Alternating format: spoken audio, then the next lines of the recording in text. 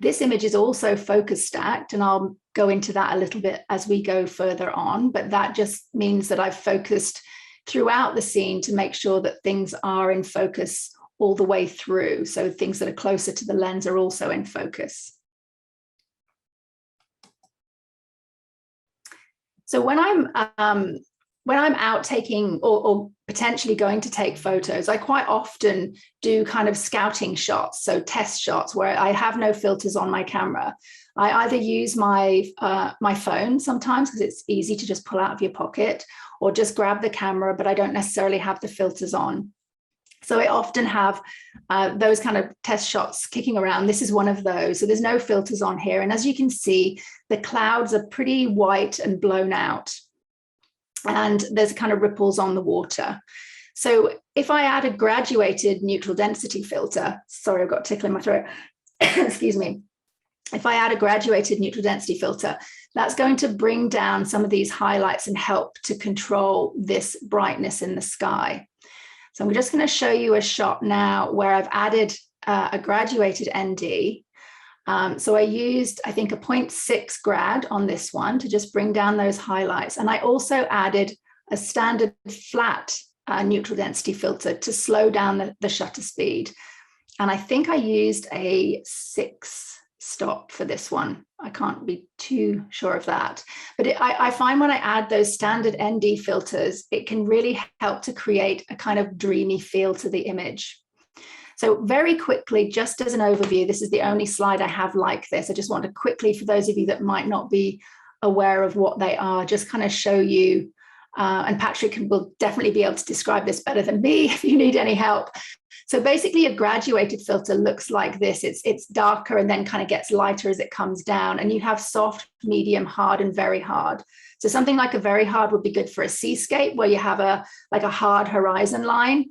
I generally use a medium because I sometimes have mountains and trees and things poking up into the image. So I tend to use a medium. And then you have different levels of strength. And so I tend to generally use the 0.9 and the 0.6 are my kind of go-to ones. But these are the graduated neutral density filters. And then over here on the right, these are the standard neutral density filters, which basically just stop certain amounts of light coming into the camera lens. And my sort of go-to, and if you were only going to buy one, the first one I bought was a 6 stop. And I find that I use that a lot, so the little stopper. And then since then, I've added to that the big stopper, the 10 stops, and the 3 stop, which I find is quite useful for things like waterfalls, where I just want to slow down the shutter speed a little bit. And I would quite like to try out this 15 stop. This looks really fun. I'd like to give that a go. Okay, so on to the images again. So I'm going to take you back into the Rockies. This is Moraine Lake. This was a very kind of smoky atmosphere. There were wildfires going on at the time, and the smoke was actually drifting up from the US into Canada. And for this one, I used a graduated filter to kind of help control some brightness up here. And I also added a 6 or a 10, I think it was a 6 stop, to slow down the shutter speed and to smooth out the water. And I'm going to show you one of my test shots without those filters, so you can see kind of the ripples on the water here. And I think when you add a filter, it can really help to add to that kind of dreamy feel to the image. And that's what I was trying to create here. Let's see, hang on, lost my mouse. Here we go. And then I'm going to take you to Bow Lake again, which was the image a couple of shots back. This is the same mountain. This is Crowfoot Mountain. And I shot this one in July of last year. And I'd been photographing sunrise around the shores of the lake. And then I noticed that there was this interesting cloud formation that was coming up above Crowfoot Mountain there. And things were moving fairly quickly. So I wanted to try and get a different view to get some of this foreground foliage in the shot. And when I was setting up my tripod, I was being careful to keep an eye on the height of the tripod to make sure that these trees weren't sort of bending into the frame. But with all this stuff going on, some people will say that they'll bracket their exposures rather than using filters. And that's something that I do sometimes. But when you use a filter, especially when things are happening really quickly, you have much more chance of capturing those fast moving natural moments and getting, maybe just one shot in camera and not having to mess around with things. If you're focus stacking as well, that adds to that time delay. And if you have an ND filter, a standard ND filter on, you might be doing a 30-second exposure for part of your focus stack, then another 30-second exposure. So adding on those graduated filters as well just means that that whole process is speeded up, especially when you have weather conditions that are dynamic and fast moving. So another couple of examples of those kind of conditions. This one was taken in the Tonquin Valley near Jasper, and I was co-leading a workshop. We'd got to this spot via horseback. It's like a 6-hour ride in there, and it was raining, and we were just kind of checking out our surroundings, looking at what was around our lodge and things. And suddenly the rain stopped and the light burst through. So we were scrambling for a composition as fast as we could. Having that graduated filter on there helped to really control the dynamic range of this light. It was so bright, so dark in different places that it just speeded up that whole process and made it much quicker. And over to Scotland, this is the Kerrang on the Isle of Skye. And we'd been photographing the very famous tree that sits here. And the weather had been fairly kind of, again, sort of rainy and not too interesting. And then suddenly we had some light come through, these beautiful rays of light. And the light rays were kind of shifting and changing direction. One minute they were kind of pointing out of the frame, then they were pointing in. And I was waiting for that moment when hopefully the light ray was going to point into the frame. Again, having the graduated ND on here just helped with the whole speed of not having to bracket that fast moving beam of light. So I find it really handy for those kind of situations.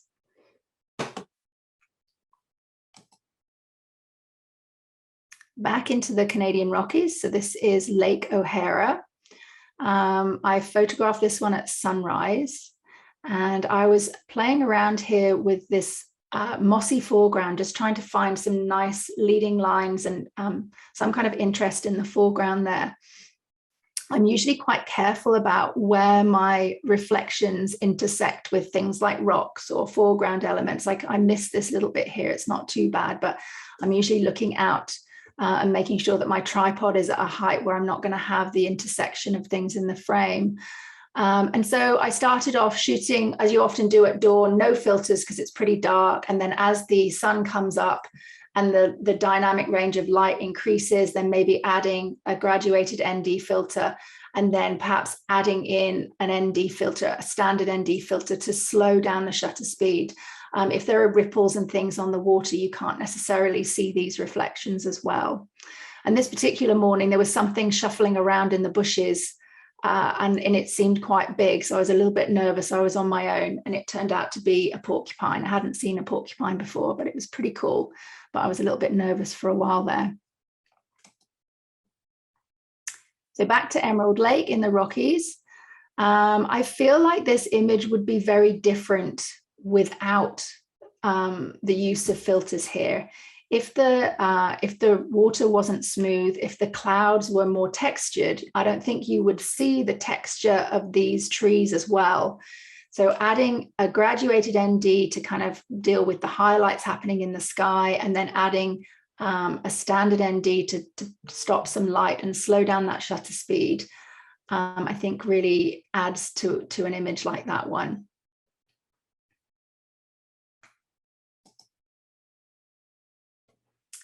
I photographed this one recently on Vancouver Island, photographing at sunrise. And as I often do, you're starting off in the blue hour, in the dark, and then I begin to add filters as the light comes in. And for this one, I was playing around with no filter, then playing around with the 3-stop to just slow the water a little bit, and then adding in the 6-stop. And then when I got back home, looking on the computer and seeing which kind of shutter speed I liked for the texture of the water. And I actually preferred the longer exposure for this one, just because I felt like the textures of the rocks kind of stood out more with the smoother sort of water and the smoother clouds there as well.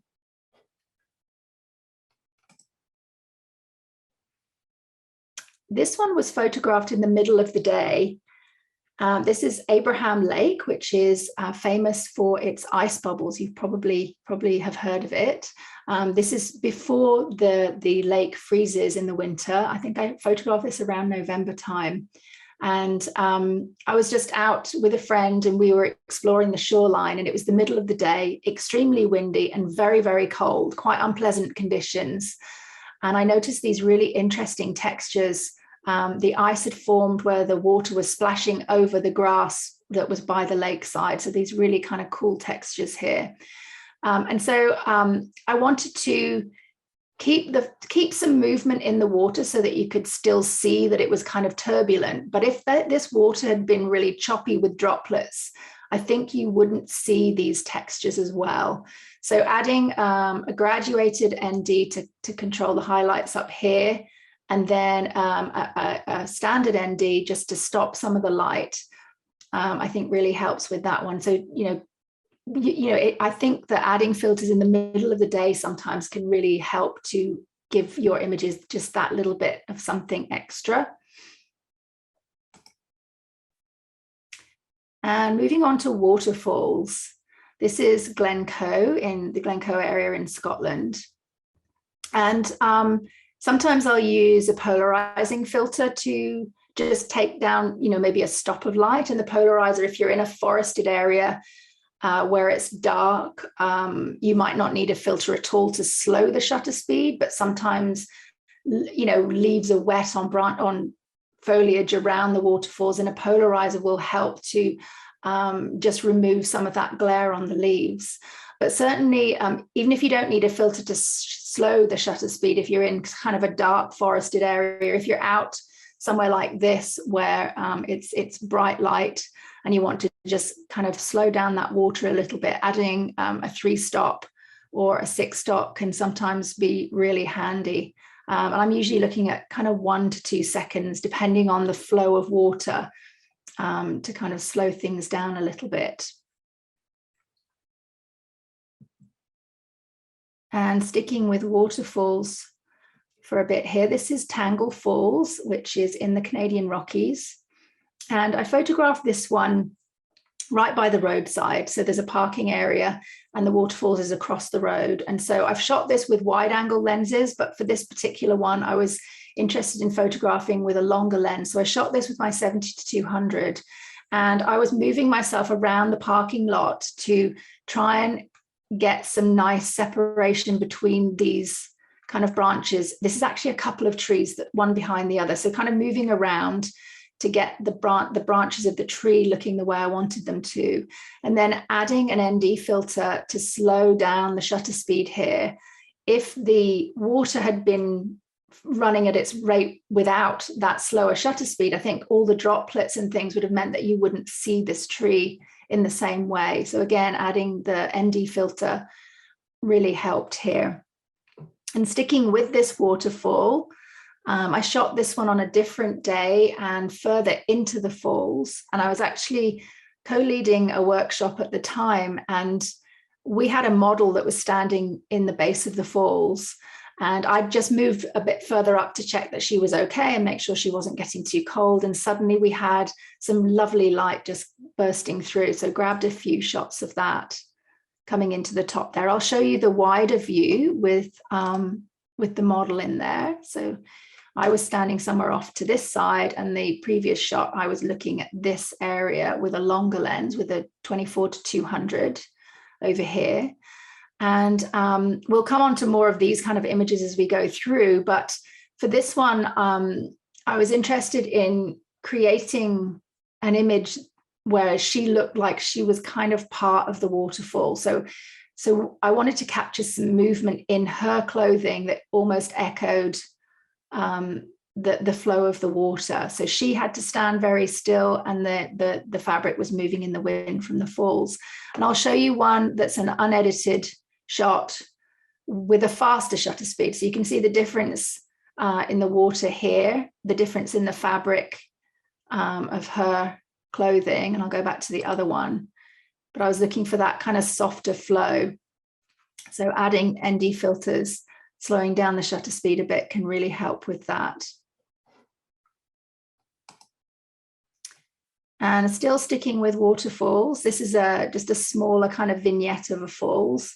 Again, I think shot kind of, I think it was December time in my local area. So we had a really cold snap and the falls iced up quite a bit. And I'll show you a shot without the slowed down shutter speed.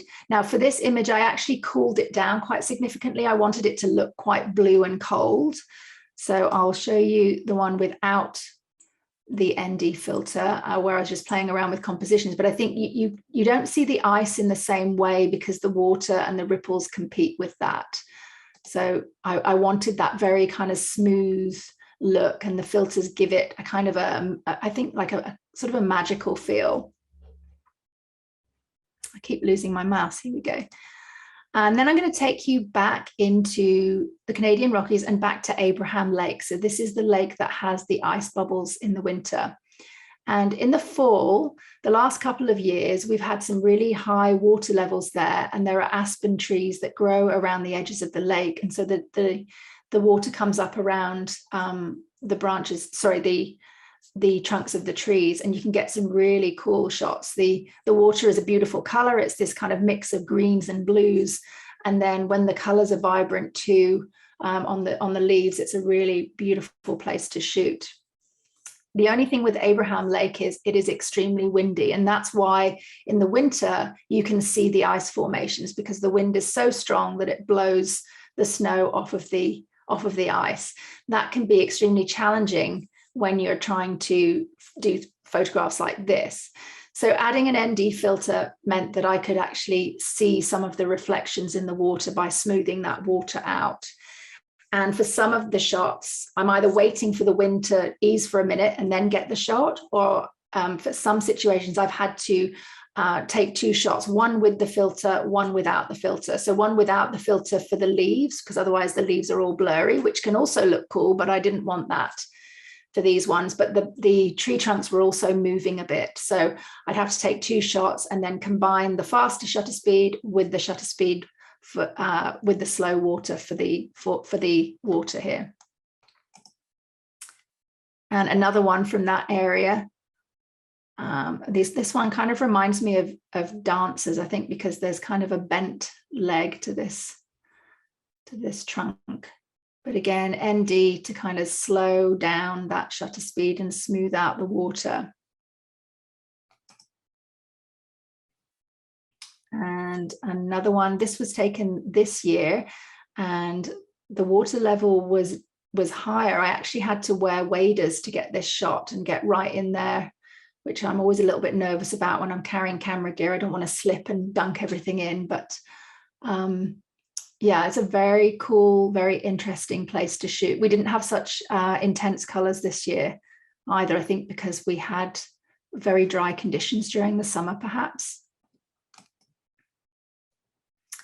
And this is from the Rockies. I was with a friend and we were just driving home from a shoot, and I noticed that there was some really beautiful light happening in the sky.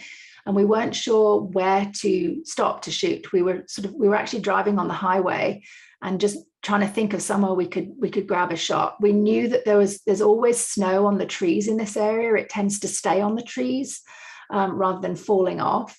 So we kind of headed for this spot, pulled off the highway into a pullout, and I happened to glance over the edge and see this creek down here with these really, really interesting ice formations. So this is the highway running up here.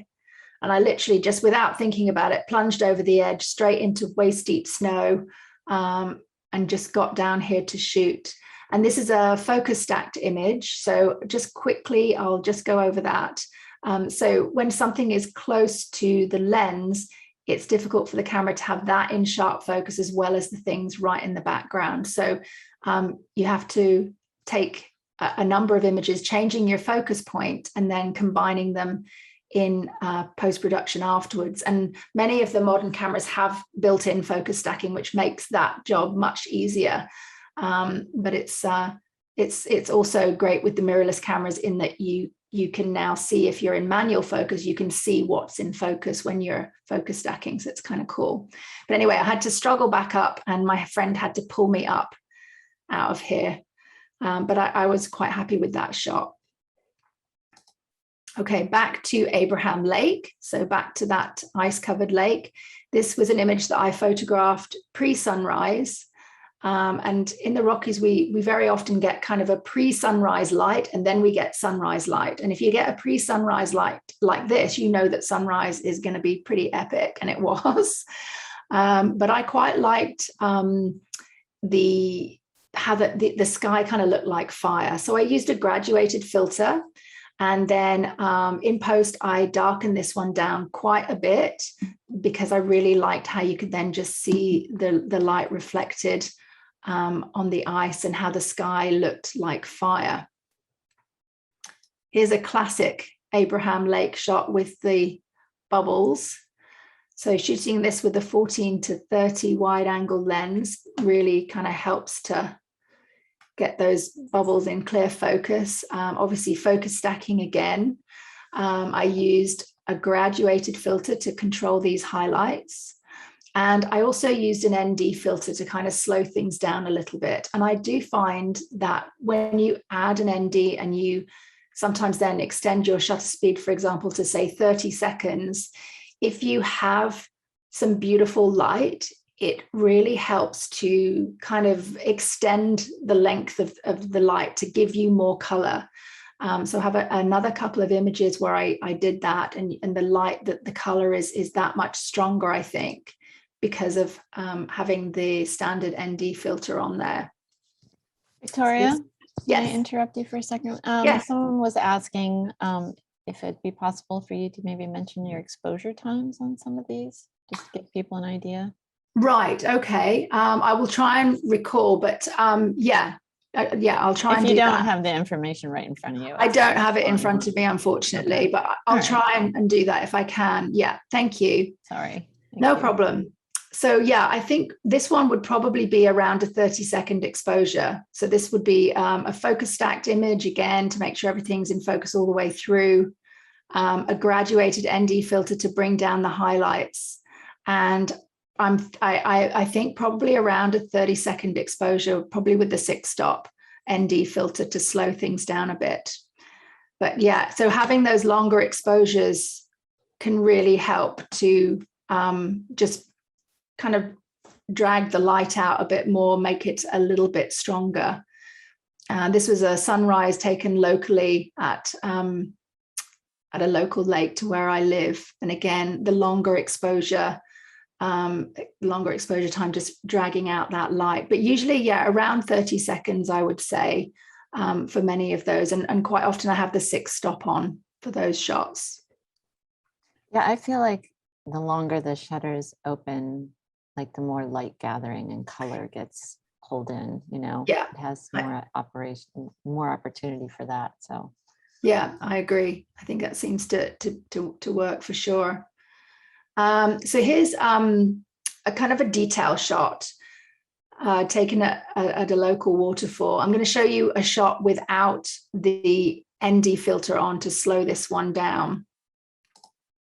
So as you can see, that water really competes with the ice here. So I was playing around with different compositions before I put the filter on, and then popping the filter on to really kind of smooth things out and create something that feels more like, I don't know, something that has more feeling to it, that feels more like art to me, and just so that you can really see the textures of the ice.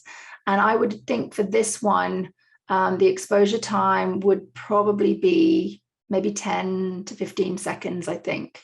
That water was flowing pretty quickly. And another detail shot here. If this water had been just flowing as it was naturally, I think this would have a very different feel to the image. But slowing down that water with an ND meant that you could really see and kind of and focus on the textures in the ice, so that the water didn't draw your eye away.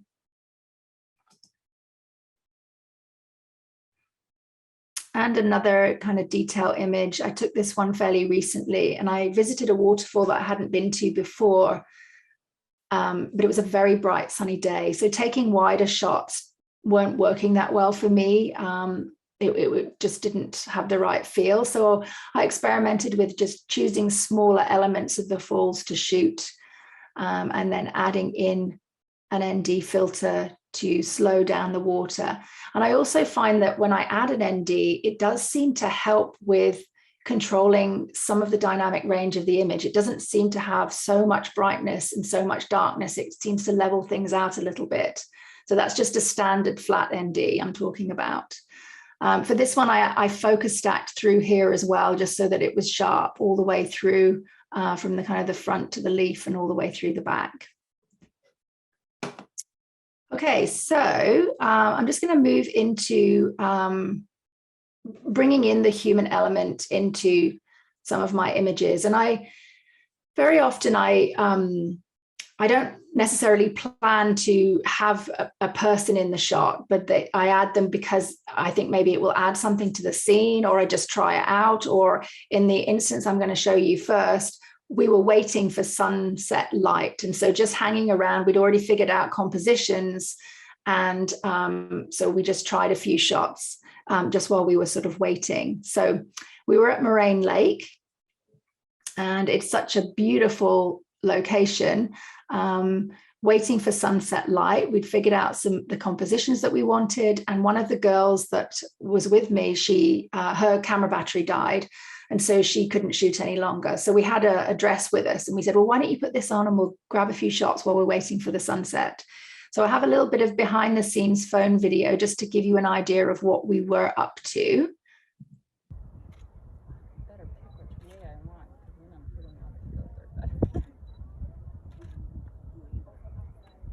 So as you can see, there was a bit of wind blowing, there's ripples on the lake.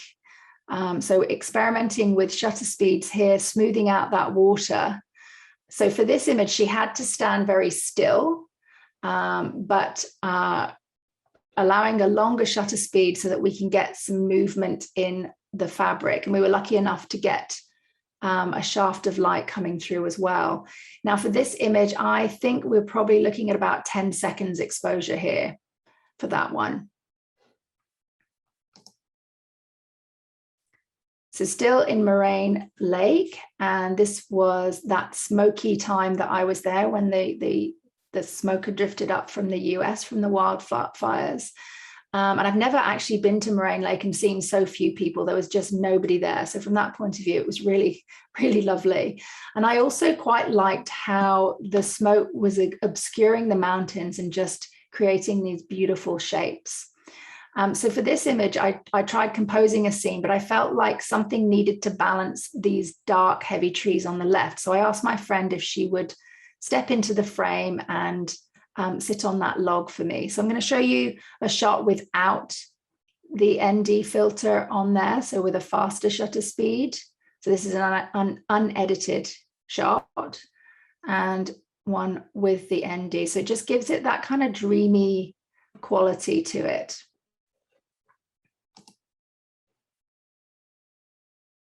Same location, just focusing in on those mountains, adding the ND filter to smooth out this water. And I was just really interested in capturing these lovely shapes of the mountains here. So this is Mount Assiniboine Provincial Park. And on this particular morning, there was a really beautiful mist coming through the valley. And I've shot here many times, but I've never seen this kind of mist snaking through in the same way that it was. And this area has very interesting textures on the rocks. There's some really lovely lichen there. So for this one, I focus stacked the image. So these are in focus and going all the way through to the back of the frame. And then added an ND filter to just smooth things out a little bit and see how that looked with this interesting fog coming through. Now, because I was photographing this at dawn, obviously we started off in the dark or in the blue hour, no filters needed to start with, and then started adding the filters as the light came in.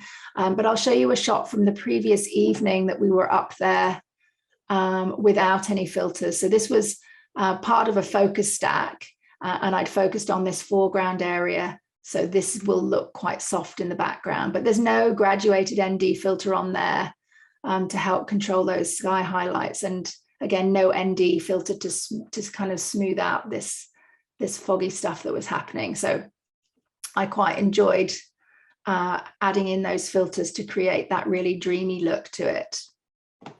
So after we'd photographed sunrise, one of the people I was with, she offered to put on a dress and a wig and step into the frame. So this one, I'm still using a graduated filter to control these sky highlights, and took the ND off so that she's not having to stand still, the wind's blowing, and we're just capturing the just kind of normal shutter speeds for her clothing there. I find that these kind of shots work well for things like book covers. So I work with a stock agency, and they seem to like these kind of images, especially when the subject isn't looking at the camera. And I often feel like what you can't see in an image is what helps to create a feeling of mood. So not being able to see what's going on down here because of this cloud that was moving up and down. So this was taken at the same time, just with that kind of mist moving up and down and just slightly different angle, and with a graduated ND filter on to help with these bright parts of the sky. And I'll often photograph a scene without a person, and then sometimes add in the person to see, to see which one I prefer. This was a local waterfall, and I know this area quite well, and I know that what's underneath this ice is fairly shallow. There's only probably, if you were to fall in there, you probably go into water up to your knees. It's not very deep. So I was with a friend, and I took a few shots without her in the scene, using an ND filter to slow down the shutter speed, probably looking at about 2 or 3 seconds, I would think, for that one. And then she stepped into the scene very gingerly, because we weren't sure whether that ice was going to hold her. But sometimes I feel like adding in the human element can create, maybe a feeling of kind of like a fairy tale or something. So sometimes I like the image with the person, sometimes I prefer it without. But just adding in the human element sometimes just to see how it looks. So obviously when she's in the scene and I'm shooting with an ND filter to slow down the water, she needs to hold still. And so she was holding still for the 2 or 3 seconds for this one.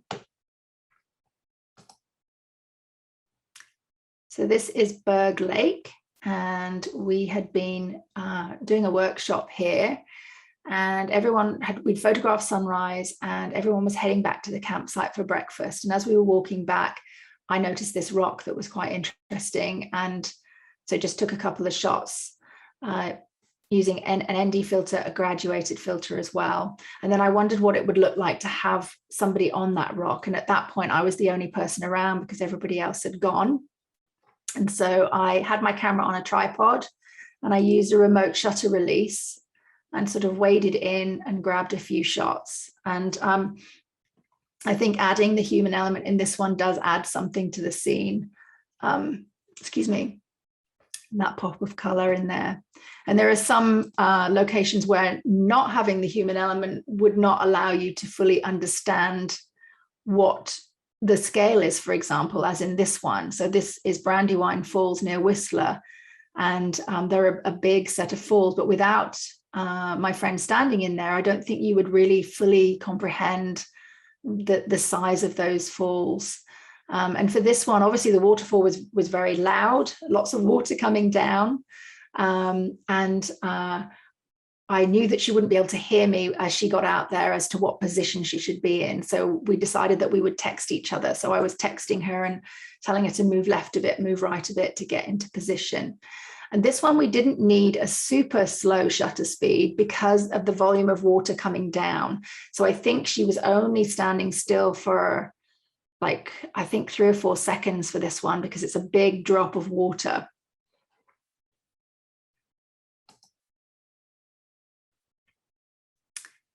This is a beautiful area of rocks that is underwater for most of the summer. And then in the fall, the water levels drop and these rocks become exposed. And I like going back here. It doesn't have a name. It's not a waterfall. It's just part of a river. And I like going back here and just kind of experimenting with compositions. Above this, there is some kind of some man-made stuff that doesn't look very good. So I had to kind of crop down fairly low, and I experimented with shutter speeds here to see, you know, what kind of a flow I wanted with the water. And quite often for waterfalls, I'm looking at maybe 1 second or 2 seconds. This one I think was about 5 seconds, and I wanted it to be smoother. I looked at the shots that I shot with a shorter shutter speed, and I preferred the smooth water for this one. But this area I've shot quite a few times, and in the past I've done a yoga photo shoot here, and this is one of those images. And I think adding the ND filter, slowing down the water, really again adds to that kind of dreamy feel. It gives to me it feels like there's more of a story to the image. And another one from that area. So I photographed this one this year, and I really like the textures in the rocks here. And there's kind of a depression that looked like it would really suit having the human figure in there. The other thing I really liked was this repeating shape that looks almost like Erin here. So I have a shot where I don't have an ND filter on, so you can see how the water looks when it's just running without it. So it's pretty kind of textured. Also, there was this kind of, there's some wetness on the rocks here, and then there was also this water coming down through here. Now you can imagine if she's lying here and this water is coming out from under her, it's not going to look very good. So we needed to wet the rocks just to kind of unify the scene a little bit, and then adding in that ND filter to slow down the shutter speed. And I have a little bit of behind the scenes video. It's about 1 minute long, and it's to music. And I think I have the shutter speeds in there for you, for those of you that are interested.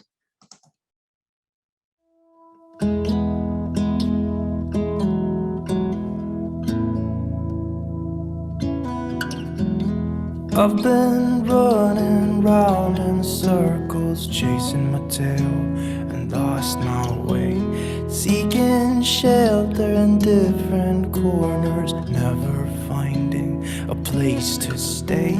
Somehow ended up here on the ground. Brother, help me up, I've fallen down. I know that I'll hurt the ones that I hold dear, the ones I love. Thought that I would find the answers, drinking till my feet felt numb, just like Father did when I was young. I'll just show you that image once more. Okay, and then moving on. So I think when I'm photographing people in a scene that's kind of an environmental portrait, I'm often using a wider angle lens. And so I'm always mindful about where I position my subject. Obviously, with the possibility of distortion, if I was to place her on the edges of the frame, she's going to look much wider than she is in reality, and she's not going to thank me for that. So I'm very mindful of where I position her to make sure that she's not distorted. I also try to remember to think about her placement within the frame and where the horizon is. So if she was a bit higher, her head might be intersecting with this. I don't always remember to think of that, but it's definitely something to be aware of. And sometimes it looks fine.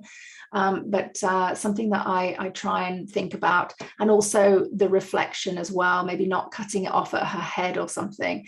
So keeping those thoughts in mind when I'm setting up. So I have another short behind the scenes video for this one. I forgot my second tripod for this video, so I'm having to rest my camera on the ground, so it's a bit of a low angle, but we'll just play that for you.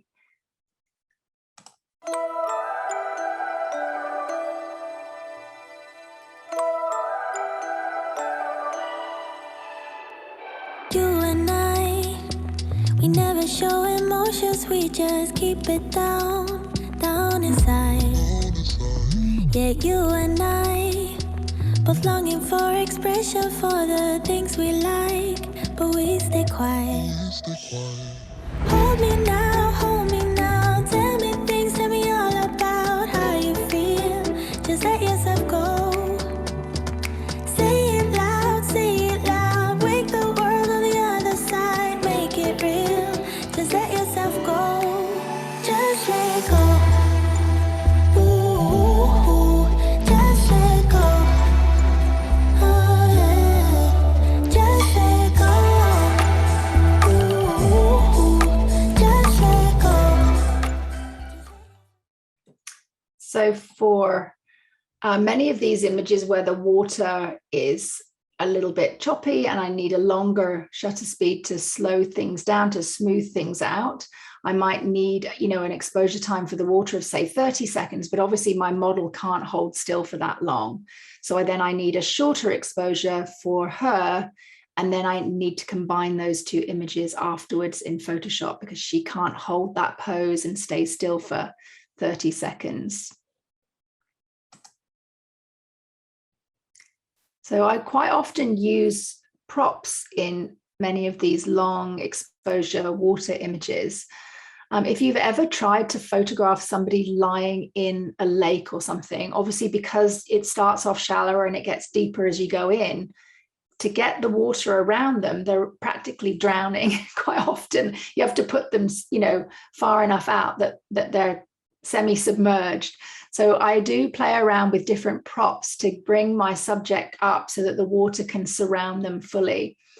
And as in this shot, a natural prop works really well, just using a rock in the lake.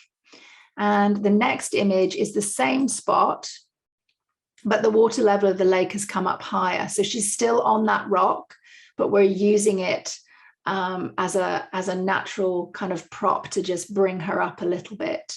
But I remember when I was first trying to do these kind of images, I would, get my model to lie down in the lake, and she would end up being so close to the shore, I couldn't really get the shot. I was trying to figure out how to get her further out there and what I needed to do. So for this shot, it's a yoga kind of image. Again, I wanted it to be very calm. So there is a mountain behind her here. And so I knew that I wanted a day where the mountain was kind of whited out. So it needed to be probably fairly bad weather, either raining or snowing or very foggy or something. So I picked a snowy day to kind of white that out because I wanted that feeling of kind of whiteness and calm. So I'm going to show you the behind the scenes for this one, and you'll be able to see what I was using as a prop for her to get her out into the lake as well.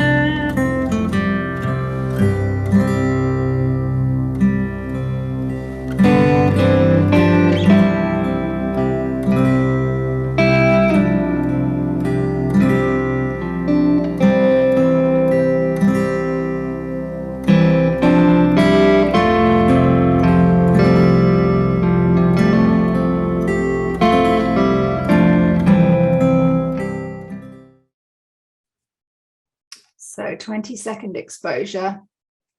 to get that water nice and smooth.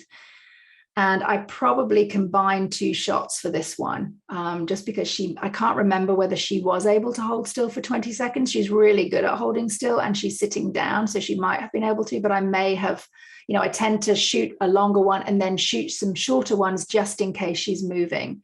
And I can't remember whether I needed to use 2 shots for that one. So here's another lake shot, and for this one a local store lent me this little bed, and I took it down to the lake, and we were photographing pre-sunset, and suddenly we had the most incredible sunset light. The whole place just went pink, and this one was around a 7-minute exposure, excuse me. And obviously that's pretty easy for her to hold still. She's lying down, her body's fully supported.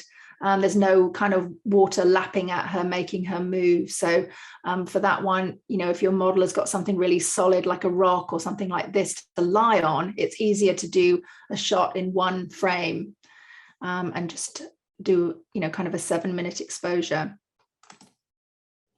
So this one was taken at a local lake. Well, actually, it's not a lake. There is a lake close by, but in the springtime it floods, and so this is actually a campsite, this area where she is, and the water comes up around the trees, and I tend to go there every spring and have a look at it. This year, because of the low water levels and the lack of rain, it didn't flood at all, but normally it does, and it can be quite an interesting place to take photos, to have the water around the trees the way that it is. But I'm going to show you my raw image here so you can see what she's lying on. So we tried using a bed that someone lent me, but I felt like the head and the footboard really didn't add anything to the scene. I felt like it really kind of took something away. So in post, I straightened out the horizon, removed that head and footboard, and then just darkened down the edges of the frame to really concentrate the eye on the scene, and kind of warmed it up a little bit too.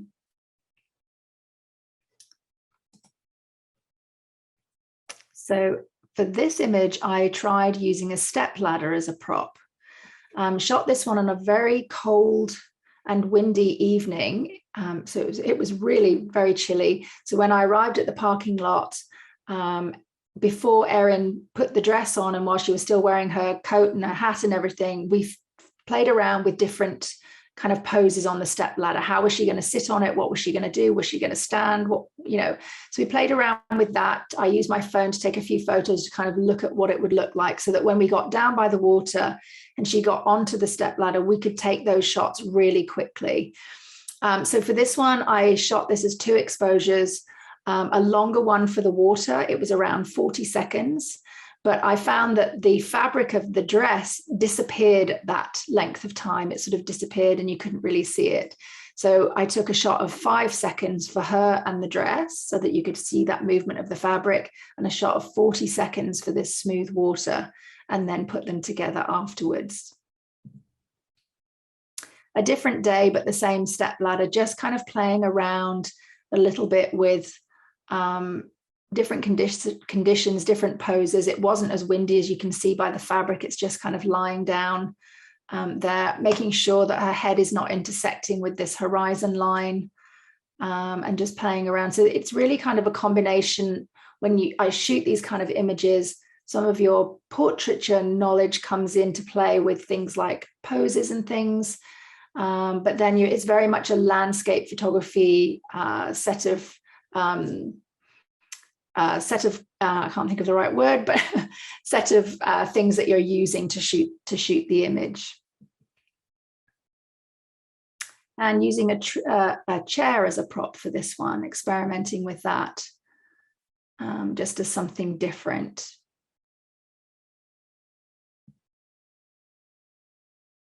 This is another image where I combine 2 shots.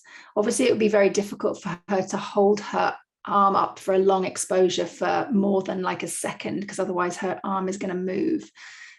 This was shot coming into the blue hour. It was a very windy evening, and it was also raining. So I'm going to show you a bit of behind the scenes for this one, and I'll also show you the 2 raw files that I put together to make this image. But you'll see me wiping the front of the filters on my camera there, just because it's raining, so just trying to keep them dry.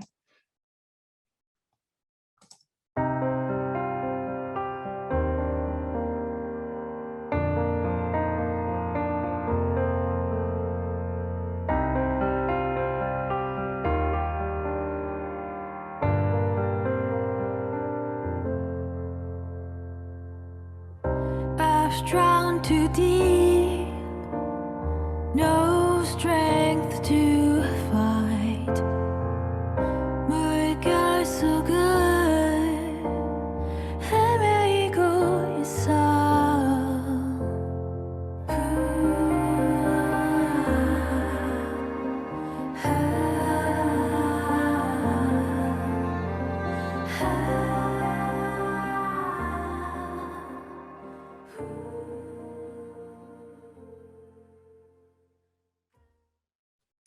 Okay, so if I show you the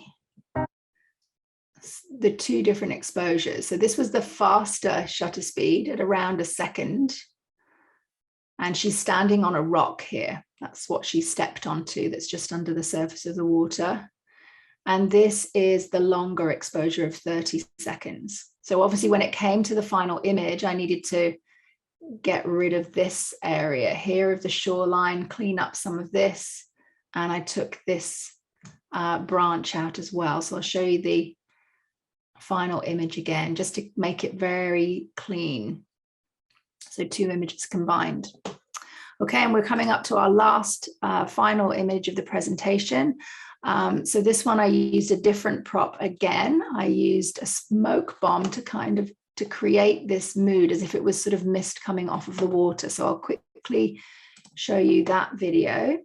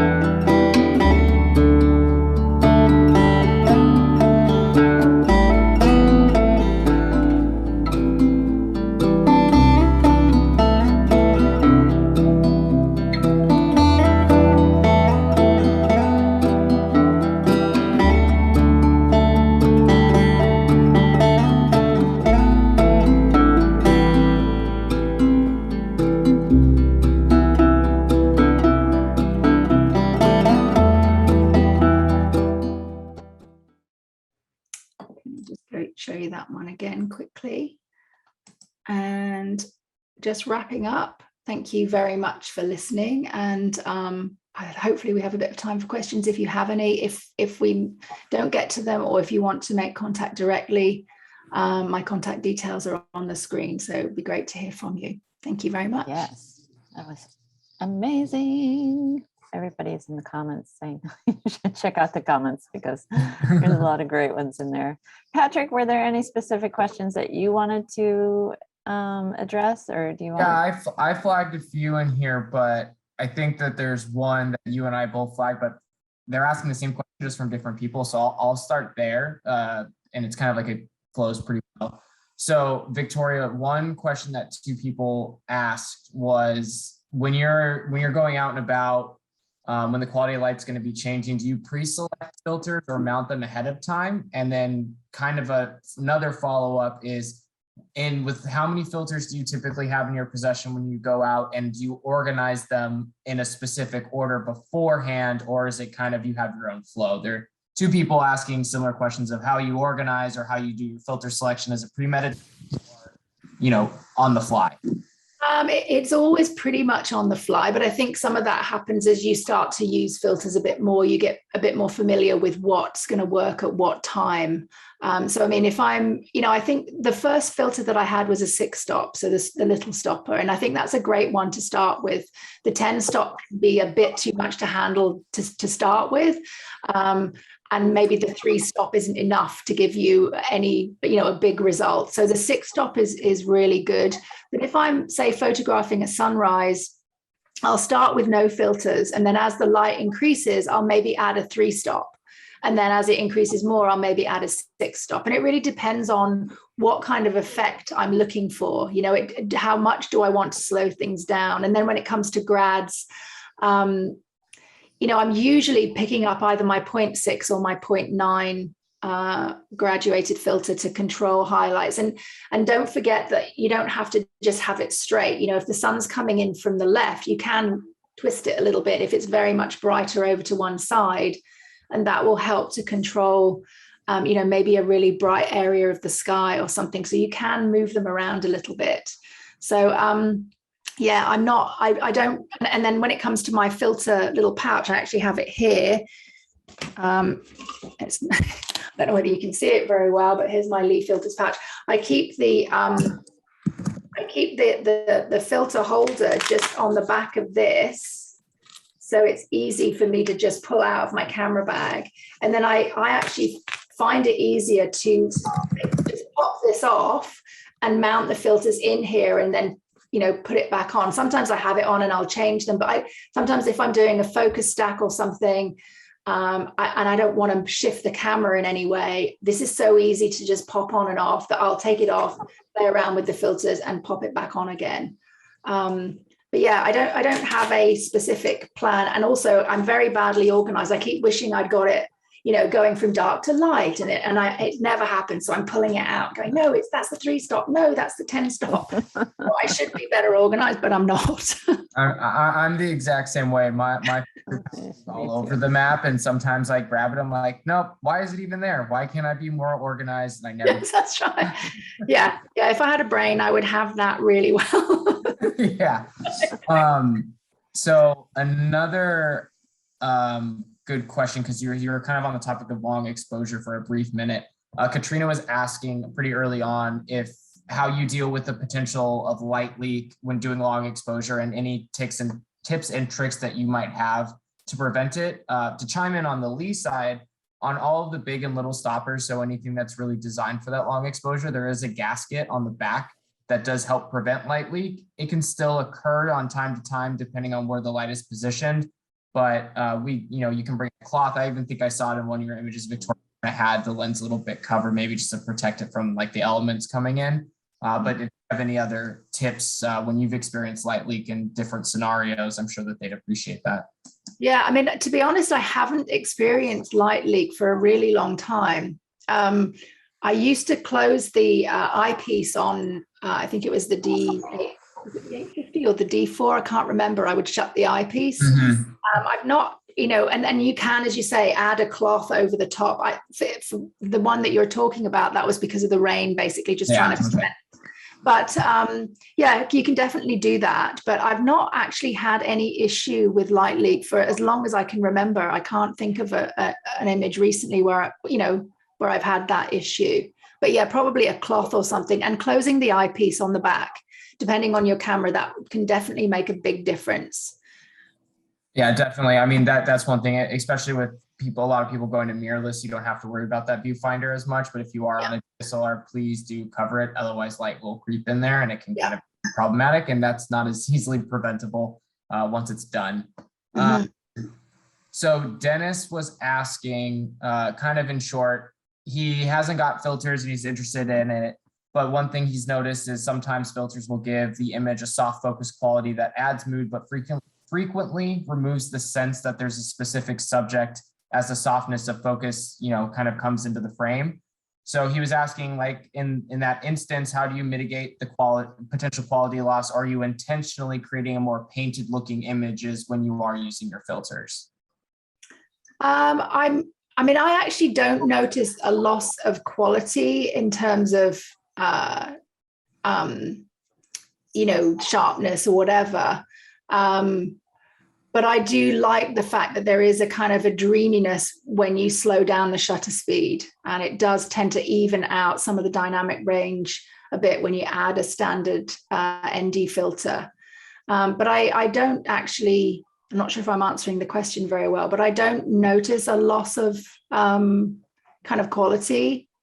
Yeah, I mean, it's kind of a tough question, even from a technical side of, when you do put a filter in front of the lens, you might see a little bit, but the quality loss is fractional. So the softness, it's usually a choice, or maybe someone is doing stuff in post, because like you kind of even showed, Victoria, you do a combination of everything. Images are straight out of camera, some are combined.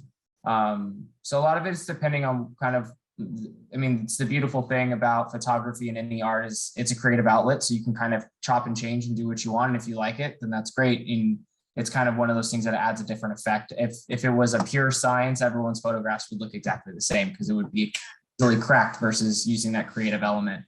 Yeah, for sure. Yeah. So actually on the topic, we have a few more here to breeze through. On when you're doing anything in post, so we have 2 post questions. If you are focus stacking, how many images are you usually doing? Because I know in your presentation, you kind of said it's usually around 2, depending on the situation. And then another, a gentleman, Bruce, asked, in post, if you're correcting some ND work, are you also just using like an ND filter in post-production, or kind of like maybe a better question is, when you are combining images or doing some post work, what does that typically look like for you after you've utilized filters in the field? Right. So the first question was about the number of images for a focus stack. And that really depends on how close the closest thing is to the lens. So if it's very close, you'll potentially need more images than something that's further away. And so quite often it's maybe 2 or 3, sometimes it's 5 if it's very close, but it's usually probably not more than about 5, I think, generally speaking. And then the other question was about post-production when I've used filters. What was the specific question to that one? It was asking along the lines of like, if you've already used like a 0.6 ND or even an actual 6-stop filter, what other adjustments you may do, or if you are doing anything else on the post. It's kind of hard to get to that. Yes. Sometimes, whether I have a filter on or not, I may decide that I might want to darken that sky even more. Basically, the reason for me using the filter is, for the most part, to get the shot as close as I can in camera to what I'm looking for. And then obviously your artistry comes into play. How dark do you want that sky? What do you want to do with it? But I want to capture the full dynamic range, and I want my histogram to be okay.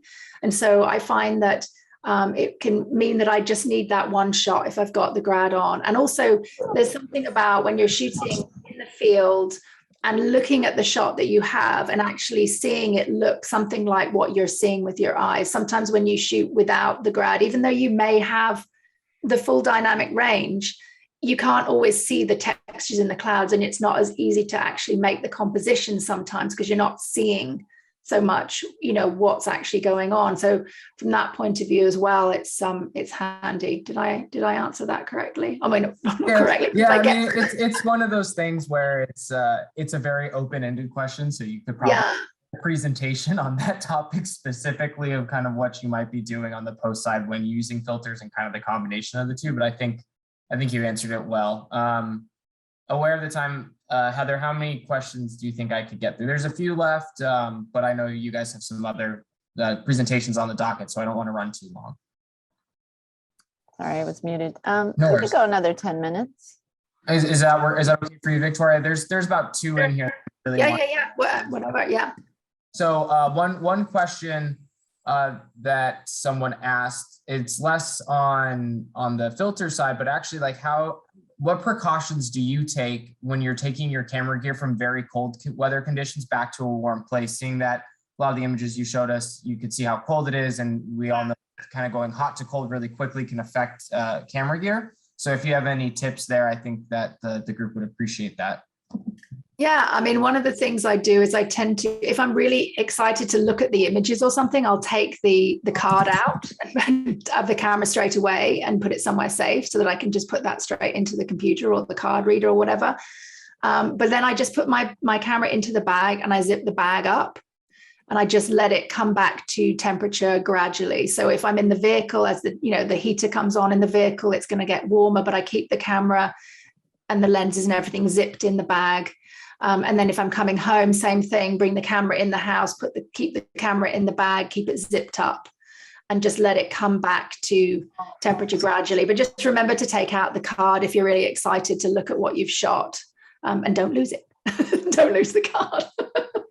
Oh, I say it was all for nothing at that point, except the experience you got to have outside, but you'll never see the finished work at that point. So one good question here was, how do you recall the ND and filter information when in the field when you get back home? And maybe you're looking like you were doing a video where you're showing us this is what was used, or maybe you're putting in an Instagram post. How do you recall that information? Do you write it down? No, I can't always recall what I've, but I can usually kind of recall when I look at the shutter speed. So then I'm thinking, oh, that was probably the 10. If it's a bright sunny day and I've got, a reasonably long exposure, I'm probably looking at the 10 stop. So I can't always recall, what I was doing. More specifically, like the grads, it's very difficult to remember. I can't always remember, but usually waterfalls, it's maybe the 3 stop, and, around sunrise, sunset, maybe the 6 stop, sometimes the 3 stop, and if I'm really going for like a number of, a couple of minutes or something, I might use the 10 stop. So it's not always that easy to remember. And I'm always trying to rack my brains and recall what filter I had on there. Yeah. I know when I'm out, I hopefully am using the same 2 or 3, but when I've expanded it, it gets a little chaotic, and it's kind of the same. There's a tell somewhere in the metadata. You're like, oh, I think it's this, or it's around that. Yes. Where it's helpful. Yeah. Going back to the focus stacking, at the very beginning of your presentation, you showed the Emerald Lake, where kind of everything was focused throughout. Yeah. Kathleen was asking, what were your camera settings like? And then to tie into the focus stacking is how many images was that, if it was multiple, to create that completely in focus image? Okay, let me just whiz us back to that shot. So this one it's not completely sharp. This flower in the foreground is a little bit like, this part is soft because it was obviously very close to the lens. This would probably be, like basically the things that are closest to the lens need more shots in a focus stack than the things further away. So by the time you get to sort of about here, you only need 1 shot for all of this background, but it's when stuff is very close. So this is probably, I would say, probably 5, shots. And sorry, what was the other part of the question for that one? It was, but if you can recall the camera settings at all, like kind of exposure, ISO, all that fun stuff. I can't, but usually when I'm shooting a landscape, I'm trying to keep my ISO at around 100 because it's the optimum ISO for the camera. So it's usually around 100. I will play with, like if I put on, say, I don't know, a 6 stop filter and I wanted it to be a tiny bit longer of an exposure, I might then set my ISO to less than 100. My camera has the capability of doing that. So I will use that ISO to go up and down a little bit, but I'm generally trying to be around 100 for the quality of the image. Mm-hmm.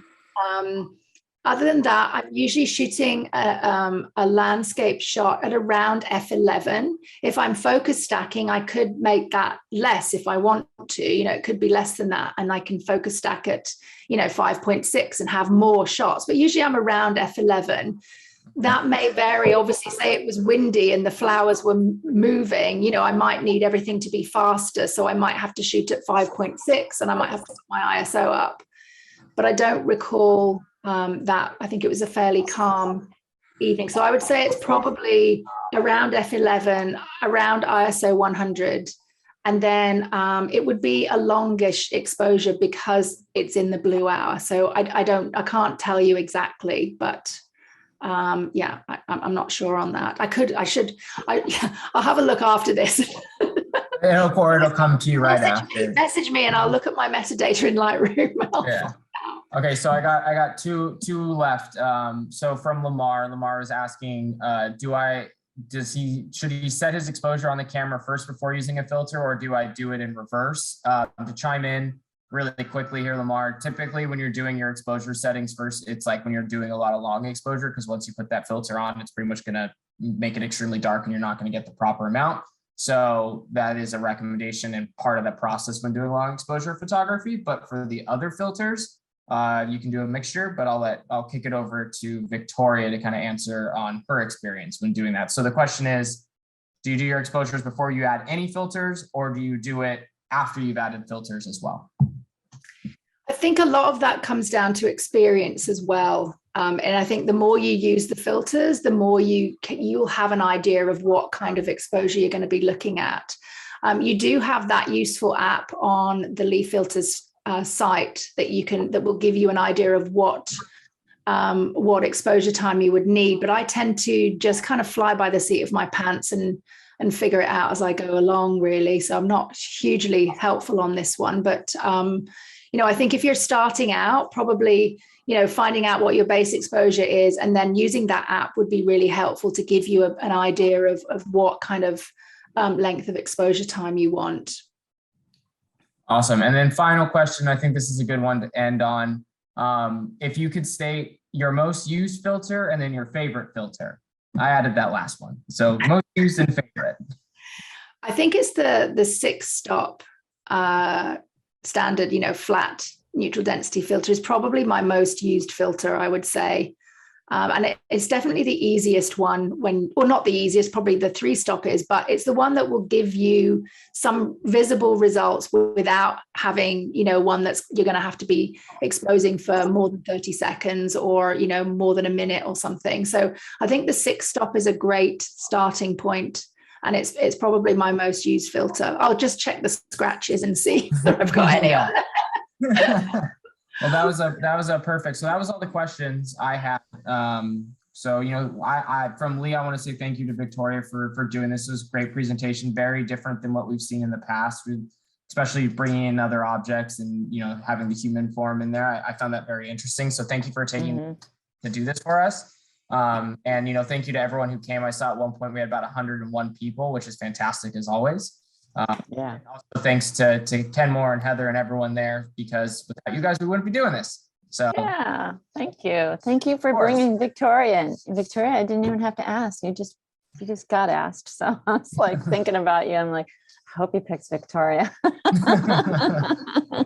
So I got my wish come true. So thank you, Victoria. Thank you, Patrick. That was awesome. And like I said, we're going to get you an email that's going to have a coupon code that you can use for 10% off Lee Filters, which is a good deal. And Victoria, thank you again. You're awesome. I love your stuff. And you guys follow her on Instagram because, every day she shoots out something, jaw-dropping, like all the time. So, and you get to watch her take her dog for a walk, and Jack's always with her, and it's very entertaining. So, thank you, Victoria.